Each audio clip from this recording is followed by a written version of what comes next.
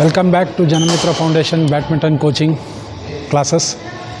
So ಈ ಎಪಿಸೋಡಲ್ಲಿ step 1 ಮಾಡಿರೋವಂಥದ್ದು ಪ್ರೀವಿಯಸ್ ಒನ್ ನಾರ್ಮಲ್ ಅವ್ರು ಏನು ತಪ್ಪು ಮಾಡ್ತಾರೆ, ಸ್ಟೆಪ್ 1 ಮಾಡುವಾಗ ಮೊದಲನೇ ತಪ್ಪು ಏನು ಮಾಡ್ತಾರೆ ನಾನು ಹೇಳಿದ್ದೆ. ಮಾಮೂಲಿ ಸ್ಟೆಪ್ 1 ಅಂತ ನಿಂತ್ಕೊಂಡ್ಮೇಲೆ then they have to move.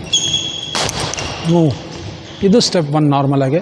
ಪ್ರತಿ ಸತಿ ಹಿಂಗೆ ಮಾಡೋದು ಆಮೇಲೆ ಕಾಲು ಹತ್ರ ತಂದು ತಿರ್ಗಿ ಆಮೇಲೆ ಹಿಂಗೆ ಹೋಗೋದು, ಇದು ರಾಂಗ್. ಇದು ನಾರ್ಮಲಾಗಿ ಹಿಂಗೆ ನಿಂತ್ಕೊಂಡು ಮಾಡ್ಬೇಕಾದ್ರೆ ಅದು ಮೊದಲನೇ ತಪ್ಪು. ಎರಡನೇ ತಪ್ಪು, ಇದು ಸಹಜವಾಗಿ ನಾನು ಬಹಳ ಜನರಲ್ಲಿ ನೋಡಿದ್ದೀನಿ.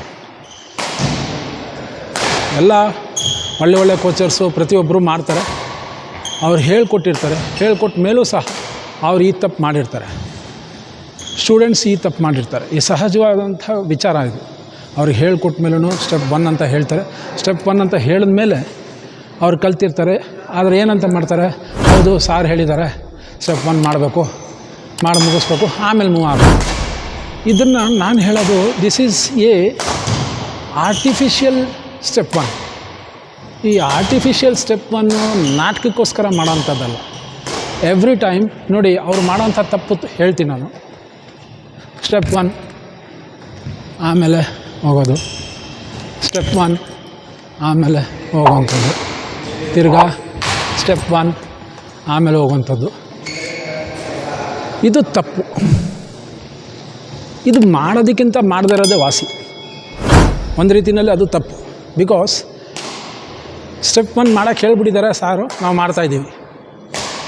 ಹಂಗನ್ಬಿಟ್ಟು ಮೂಮೆಂಟ್ನ ಸ್ಟಾಪ್ ಮಾಡಿ ಆಮೇಲೆ ಹೋಗಿ ಅದನ್ನು ನೀವು ಪಿಕ್ ಮಾಡ್ತೀನಿ ಅಂದರೆ ದಟ್ ಈಸ್ ನಾಟ್ ಕಾಲ್ಡ್ ಈ ಮೂಮೆಂಟ್. ಬಿಕಾಸ್ ಎವ್ರಿ ಟೈಮ್ ನೋಡಿ, this is the proper way.